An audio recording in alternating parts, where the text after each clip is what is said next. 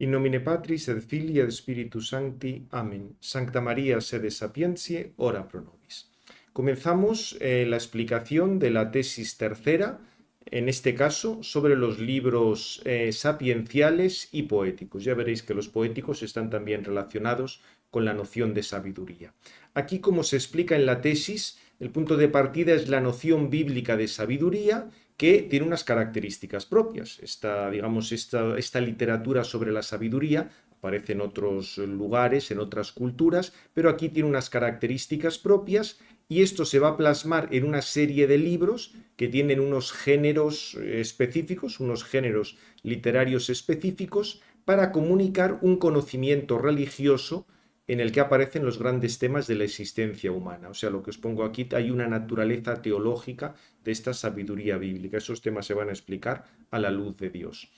Los libros concretos serían Job, Proverbios, Eclesiastés, Eclesiástico y Sabiduría, cada uno con una serie de características que veremos, y en relación con estos libros tenéis los Salmos y el Cantar de los Cantares, que serían la literatura poética o la expresión lírica, poética de la sabiduría, con lo cual la estructura fundamental es clara. Primero, las características generales de la literatura sapiencial, con lo que distingue de otras culturas o de otras religiones, las formas que emplea y la naturaleza teológica, el que esta sabiduría tiene que ver con la revelación de Dios. Luego, cada uno de los libros, hay que saber algún elemento de cada uno de estos libros sapienciales. Y, en tercer lugar, la expresión poética de la sabiduría, que sería el libro de los Salmos y el Cantar de los Cantares. Aquí me he fijado sobre todo en la introducción esta de Tabet al Antiguo Testamento y también me remito a la que hemos indicado para las tesis anteriores de Pitre y Bergsman. Bien, pues pasamos inmediatamente a las características generales de la literatura sapiencial. Por literatura sapiencial, en general, tenemos un conjunto de reflexiones sobre experiencias del hombre en medio del mundo, pero en cuanto que está guiado por Dios. No se trata, diríamos, de eventos irrepetibles, de hechos históricos, como es la historia de la salvación que encontramos en el Pentateuco o en los libros históricos, sino de una experiencia cotidiana, pero a la luz de Dios. Por tanto, digamos, es una reflexión ético-religiosa y por eso hay continuamente una orientación a Dios y la conciencia de que esa sabiduría, ese conocimiento, procede de Dios, es un don de Dios. Aquí el término fundamental es el de Jokma, sabiduría, y Hakam, que es el sabio. Son términos, diríamos, muy amplios. Abarcan desde lo que sería una habilidad práctica para cosas concretas a la pregunta por el sentido religioso más profundo de la existencia humana. Y de hecho el término sabiduría pues tiene muchísimos significados: cualidad del hombre, que esté referida a una actividad humana. Entraría aquí la capacidad de adivinar, una inteligencia práctica, destreza, astucia, pero se eleva a un nivel superior, un comportamiento ético-religioso. Por ejemplo, la figura de Salomón o la adhesión a los mandamientos también tiene que ver con la sabiduría. Y después del exilio, en la sabiduría, digamos, vamos a tener como el conjunto de todos esos conocimientos, de esas experiencias, y la referencia a la escatología. O sea, también la sabiduría como un don que permite llegar a la vida eterna. Esto, como veis, los sentidos es que son amplísimos. También hay algún otro grupo de textos muy interesantes en cuanto que presentan la sabiduría como algo que esencialmente pertenece a Dios y de una manera u otra comunica a las personas, pero encontramos también la sabiduría como una realidad personificada. Esto será muy importante para luego, cuando llegue ya la plenitud de la revelación en Cristo, los cristianos se darán cuenta de que esa sabiduría en persona es el Verbo de Dios, es el Hijo de Dios, es Jesucristo. Y también tenemos la idea de que la sabiduría es un don de Dios, pero al mismo tiempo algo que debe buscarse. O sea que, como veis, esta noción de sabiduría es compleja porque abarca muchas cosas, se refiere también a Dios mismo e incluso aparece como una personificación, diríamos, distinta de Dios. Y esto es lo que va a permitir hablar luego de ese verbo eterno o de esa sabiduría eterna. El corpus sapiencial lo forman ante todo 5 obras que, por lo menos en su forma actual, son posexílicas, aunque tengan algunos materiales muy antiguos. El libro de Job, el libro de Proverbios, Coelet o Eclesiastés, el Siracide o Eclesiástico y Sabiduría. Estos habría que añadir poesía lírica, como el libro de los Salmos, las Lamentaciones, el Cantar de los Cantares, otros elementos en Proverbios y en el mismo Eclesiástico. Por una parte, podríamos decir que Proverbios, el Eclesiástico, Job y Coelet tienen ciertas semejanzas entre sí, mientras que la sabiduría, el libro de la sabiduría, es posterior y entra más en el ámbito cultural griego. En general, hay una atribución básica de estas obras a Salomón porque se relacionan con el proyecto sapiencial de su reinado. Aunque, estos libros de la sabiduría están a un nivel muy distinto del Pentateuco. Pero, incluso en el mismo Pentateuco, encontramos algunas cuestiones, algunos pasajes que nos pueden recordar a lo que dicen los libros sapienciales. Por ejemplo, la narración de la creación nos recuerda algunas reflexiones que hay en los libros sapienciales. La misma historia de José, él aparece como un sabio capaz de interpretar sueños, con lo cual veis que fuera de los mismos libros sapienciales también hay temas que están relacionados con la sabiduría. Por otra parte, en la tradición del Deuteronomio, tanto el Deuteronomio como la historia que depende de él, que ya vimos, hay una relación entre la ley y la sabiduría, igual que la figura de Salomón. Por otra parte, en la misma tradición profética hay una crítica de la falsa sabiduría frente a la verdadera sabiduría que hay en Dios, o en la historia cronística, Esdras también encarnaría la figura del sabio. O sea que, como veis, en este apartado que hacemos una presentación general de la sabiduría, estos libros la presentan de una manera más detallada y más explícita, pero esta noción de sabiduría como ese conocimiento que tiene que ver con Dios o que procede de Dios no es exclusivo de estos libros, sino que está en muchos más textos. También, por supuesto, que fuera de Israel hay corrientes sapienciales. Se habla de sabios de Egipto, sabios de Babilonia, sabios de Caná, pero evidentemente en el caso de Israel es una sabiduría que no es la mera experiencia humana o el conocimiento cultural o algo por ese estilo, sino que tiene que ver con la fe, es decir, con el conocimiento que se tiene por la revelación de Dios. Y fijaos que el humus de la sabiduría en la fase preliteraria sería una serie de tradiciones que proceden de un ambiente popular, pero también están marcadas por esa fe, en cualquier caso. Y aquí cobran, ese sería como el primer punto de partida, o sea, esa sabiduría popular marcada por la fe, pero también va a haber instituciones que desarrollen esto, igual que las había en Mesopotamia o en Egipto. Hay instituciones educativas donde se formaban los futuros consejeros regios, también en torno al templo, o sea que además de esa sabiduría que tiene un origen popular, también habrá instituciones que la cuiden. Bien, esto sería, o sea que por tanto la figura del sabio es amplísimo y abarca desde padres de familia, funcionarios, personas religiosas y de gran cultura. Muchas no conocemos sus nombres, pero es un poco lo que está en el fondo de esta sabiduría que se ha puesto por escrito y que depende siempre de esa fe en Dios. Respecto a las formas y los géneros sapienciales, aquí hay una forma característica. Si en la profecía decíamos que era el oráculo, aquí sería como una breve sentencia, el mashal, en plural meshalim. Es una enseñanza universal propuesta en frases más o menos breves, fácil de memorizar y que en general estaba dividida como en dos partes.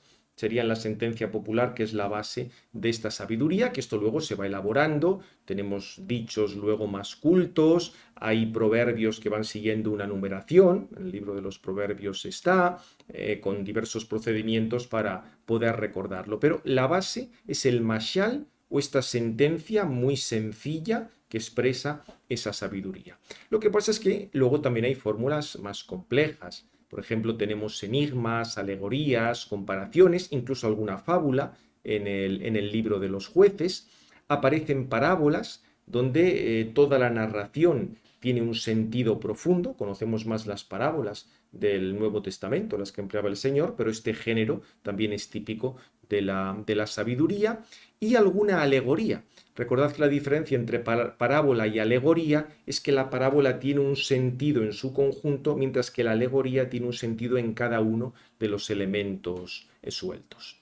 Por otra parte, encontramos en el contexto de la sabiduría oraciones y súplicas, salmos sapienciales, donde aparece el tema de la suerte del justo y del impío, o discursos sapienciales mucho más complejos, también como diálogos. Por ejemplo, en el libro de Job, Job dialoga con sus amigos y aparecen estos grandes temas de la sabiduría, poemas didácticos, incluso elencos enciclopédicos en los que aparecen nombres de animales, de razas, de oficios, incluso algún poema autobiográfico. En el libro del Eclesiástico se presenta un poco la historia de quién sería un sabio, como una manera de comunicar esa propia experiencia de vivir conforme a la sabiduría. Esto sería un poco respecto a la forma principal, el mashal, esa sentencia breve, otras formas un poco más elaboradas, y respecto a los recursos estilísticos, muchos proceden del ámbito poético, y quedaos que el más frecuente y el más importante es el paralelismo. O sea, una idea se repite luego en un verso posterior o en una frase paralela. Puede ser un sinónimo, se dice una idea y luego la misma idea después, o bien se presenta primero esa idea y luego aparece de una manera mucho más sintética, o a veces aparece una idea y luego la contraposición, para poder recordarla también un poco mejor. Si nos fijáramos en la lengua original, aparecerían recursos de sonoridad, de ritmo, de vocablos que suenan de manera parecida, siempre para poder recordarla mejor. Hay a veces introducciones como mejor es, vale más tal cosa que otra, y así se van expresando pues diversas sentencias.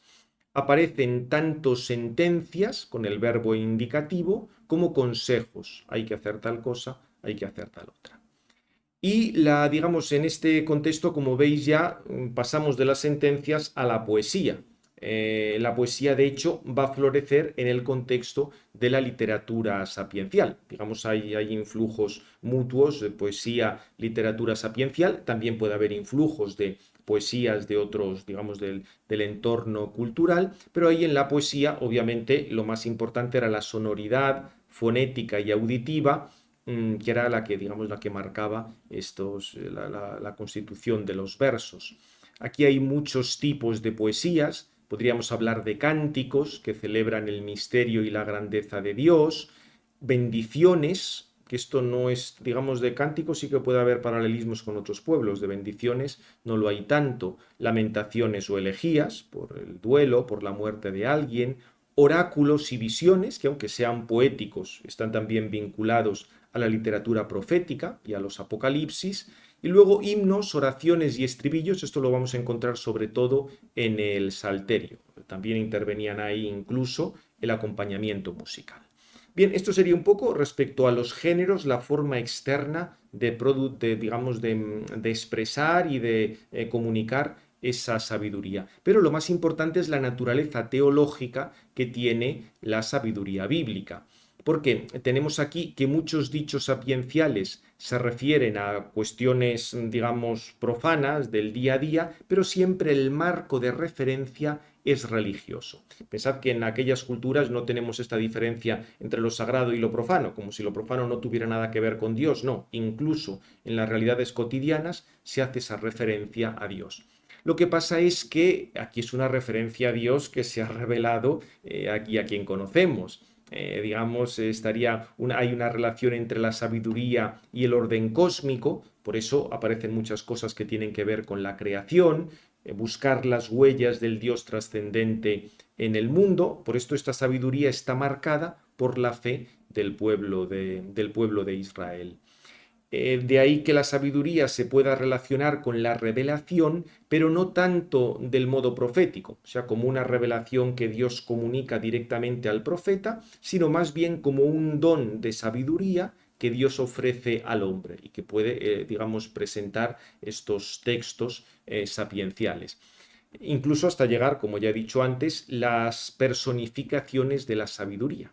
Hay una persona que es la sabiduría misma de Dios, que esto, cuando llegue la plenitud de la revelación, se verá que es un apunte hacia el reconocimiento del Hijo eterno de Dios, del Verbo de Dios, como distinto del Padre, pero en este momento todavía no está explícito.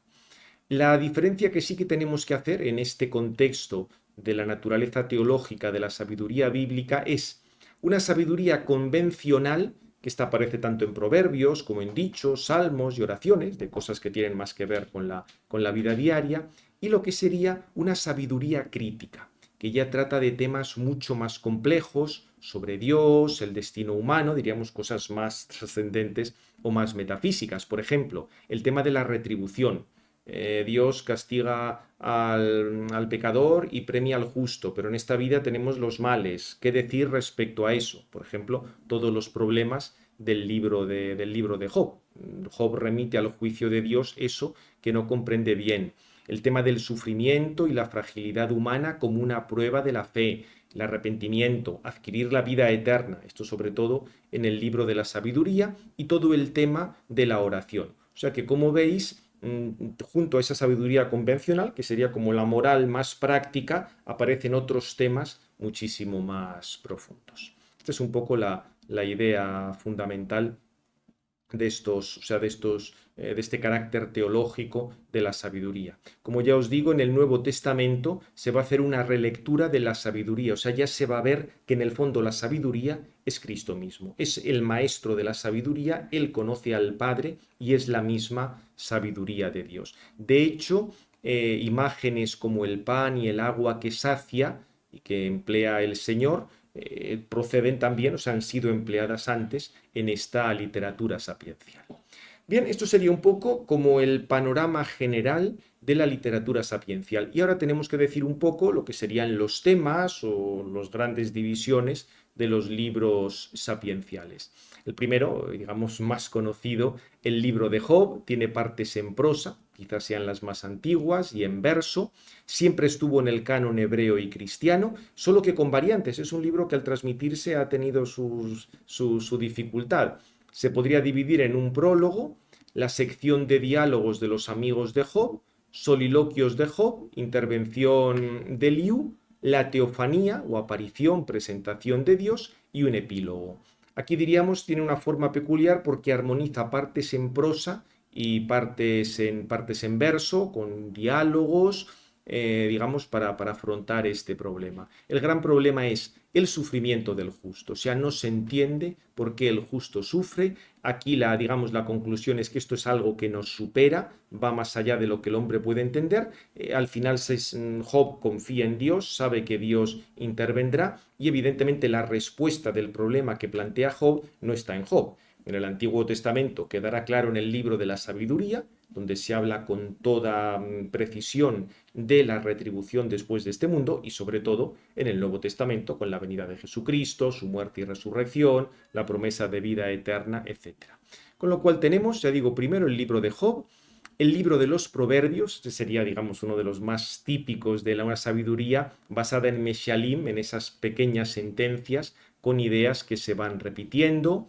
Se articula en torno a colecciones que se atribuyen a diversos autores, Salomón, los sabios, Agur, otras son anónimas. Probablemente muchas se remonten a la época de la monarquía.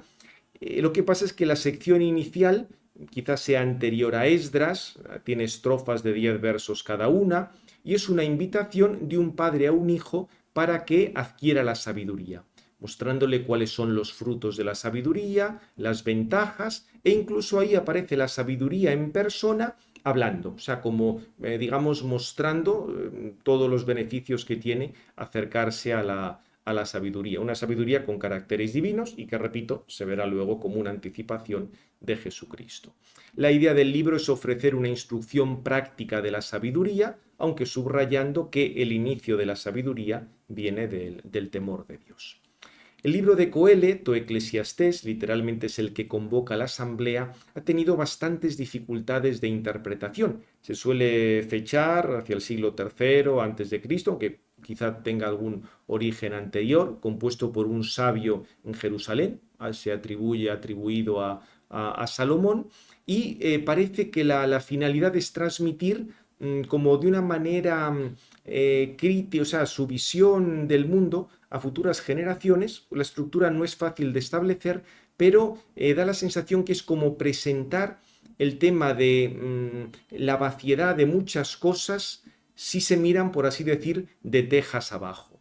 O sea, es curioso porque en el tema del sentido de la vida no hace referencia a las tradiciones antiguas, como amor de Dios al pueblo, la elección, la alianza, sino de un modo más empírico. O sea, como si dijéramos, si miramos solo las cosas de tejas abajo, sin tener presente a Dios, la alianza y esto, acabamos encontrando que todo digamos que todo carece de sentido. Por eso, si se toman partes sueltas, se le ha acusado de pesimista, materialista o determinista, pero este mismo libro habla de la providencia, habla de la inmortalidad y dice que al final habrá un juicio por parte de Dios y que el hombre tiene que actuar de tal manera que vaya a ser juzgado por Dios. O sea, como veis, es un libro extraño porque por una parte puede dar la sensación de que nada tiene sentido, pero en realidad el mensaje es que si no estamos bajo Dios, pues las cosas, así en una explicación empírica, en un acercamiento empírico, práctico, pues no les vemos sentido. De nuevo hay que decir lo mismo que decíamos del libro de Job. La respuesta definitiva a todo esto va a aparecer cuando llegue ya Cristo, que es el centro de la revelación. Otro libro interesante, el Eclesiástico o Sirácide. Este solo se conserva en la traducción griega, que según nos cuenta fue preparado por el propio nieto del autor, no entra en el canon judío y el original se sitúa hacia el 190-180 a.C.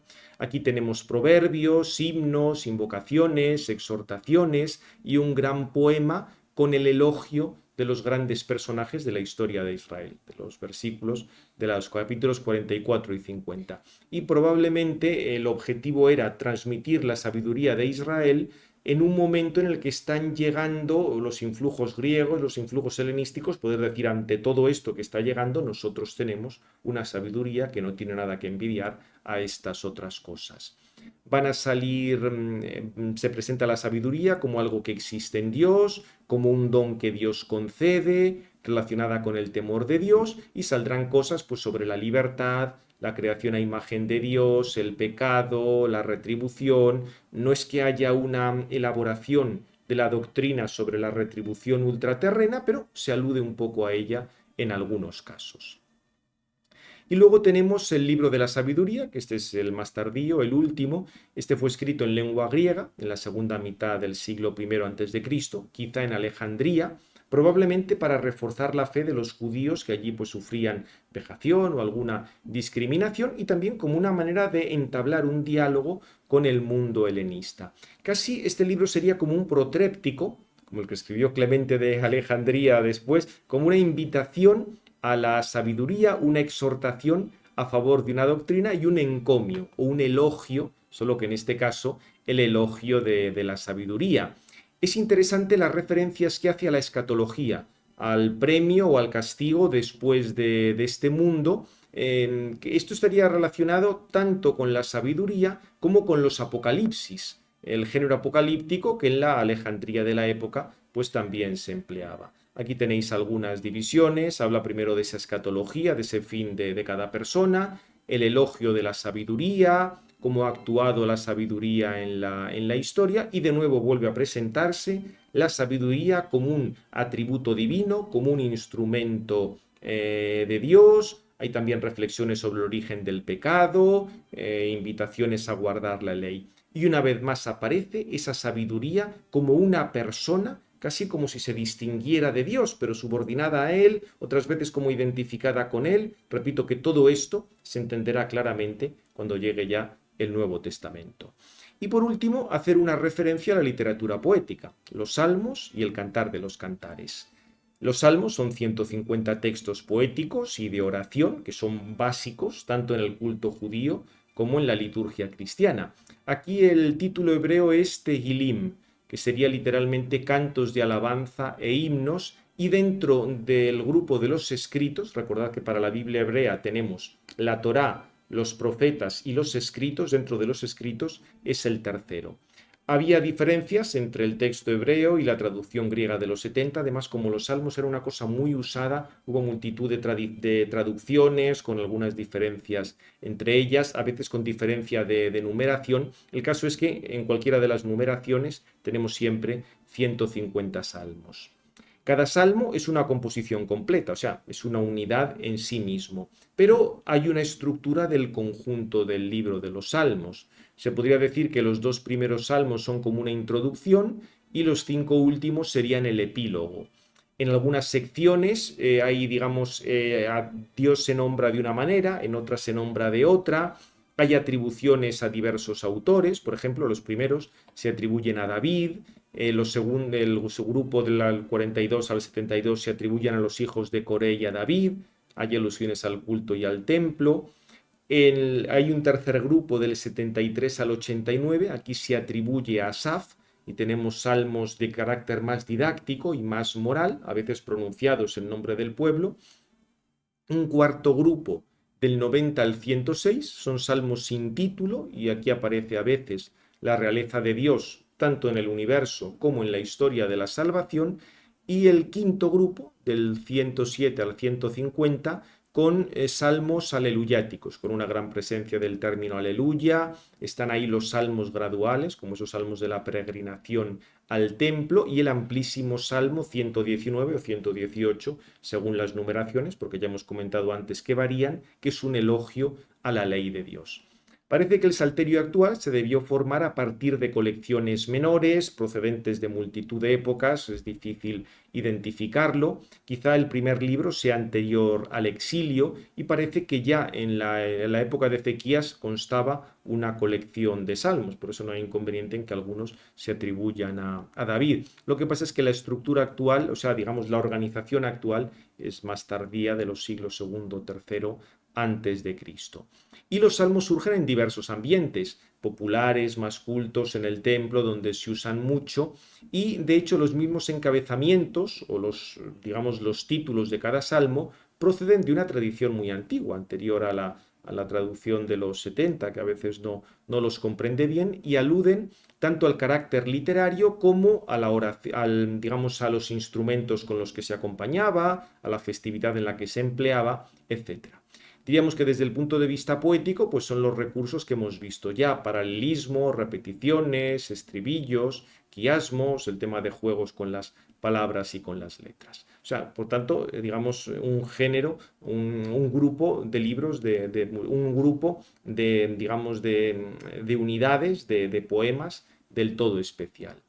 Respecto a los géneros, se suele distinguir entre himnos, que ahí está presente especialmente la alabanza, oraciones de súplica, incluyendo oraciones penitenciales, acciones de gracias, tanto individual como colectiva, salmos que hacen referencia al rey, que luego tendrá una interpretación mesiánica, salmos sapienciales, que en los que se manifiesta esa sabiduría de la que hemos visto antes, también salmos históricos, referencia a la historia de la salvación, salmos de uso inmediatamente litúrgico para la peregrinación o entrada en el templo, salmos que expresan el juicio de Dios, o salmos alfabéticos o acrósticos, que en torno a las 22 letras del alefato pues van presentando esas sentencias de alabanza, de oración o de lo que sea.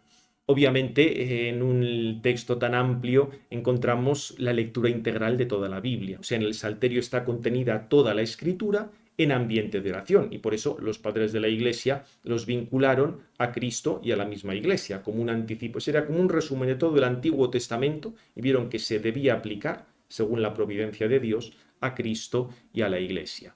Aparece el poder de Dios, su realeza, el monoteísmo que caracterizaba a Israel, una invitación a la piedad y el culto de Dios, y por supuesto la invitación al amor al prójimo o la santidad en la vida doméstica. Y ya para terminar, por último, hacemos referencia al Cantar de los Cantares. Cantar de los Cantares, es decir, el cantar más importante, el mejor cantar. Es un libro poético con un vocabulario muy refinado, un estilo muy peculiar, y son una serie de cantos de amor humano. Aquí hay alguna diferencia entre el texto hebreo masorético y el texto de los 70. Estaba dentro del grupo de los escritos, en concreto dentro de los Megilot, que eran los libros de la Biblia leídos en algunas fiestas litúrgicas. Algunos judíos consta que quisieron quitarlo del canon porque también se usaba en fiestas profanas y porque no salía el nombre de Dios, pero otros rabinos se opusieron a aquello, diciendo que nadie había dudado de la santidad de esta obra. En la tradición hebrea y cristiana se atribuyó de una manera genérica a Salomón, pero hay referencias a cosas de periodos posteriores. Algunos lo sitúan en torno al siglo III antes de Cristo. En cualquier caso, puede que confluyeran en esta obra poemas de épocas muy anteriores y finalmente, pues, digamos, se elaborara todo en Jerusalén. Los dos grandes personajes son el amado y el amada, con diferentes denominaciones, y van interviniendo otros como si fueran un coro. Se han propuesto diversas estructuras, pero no es fácil. Sí que tenemos una serie de un prólogo, 5 cánticos, o canto inicial y 5 cánticos, y el vocabulario tiene siempre del campo de la unión afectiva, con muchos recursos poéticos digamos, para mostrar ese amor del hombre y mujer, fruto de una entrega mutua. Fijaos que en el fondo, en el Cantar de los Cantares, lo que resuena son las enseñanzas sobre el hombre y la mujer de Génesis 1:2. Lo que pasa es que, digamos, una interpretación literal que excluyera esta referencia del amor entre hombre y mujer de las enseñanzas bíblicas no tendría sentido, porque es la idea de fondo de que ese matrimonio es algo que depende de Dios y hay una santidad en el amor humano. Ese deseo ha sido puesto por Dios en el corazón del hombre. Por eso, diríamos, el Cantar de los Cantares luego ha recibido múltiples interpretaciones. Por una parte, la relación entre Dios y el pueblo, o sea, esas metáforas matrimoniales que ya empleaban los profetas, y luego, por supuesto, la relación entre Cristo y la Iglesia, o Dios y el alma, y toda la interpretación mística del Cantar de los Cantares, que es amplísima. Bien, pues terminamos ya esta sesión. Gloria al Padre, al Hijo y al Espíritu Santo, como era en el principio, ahora y siempre, por los siglos de los siglos. Amén. En nombre del Padre, del Hijo y del Espíritu Santo. Amén.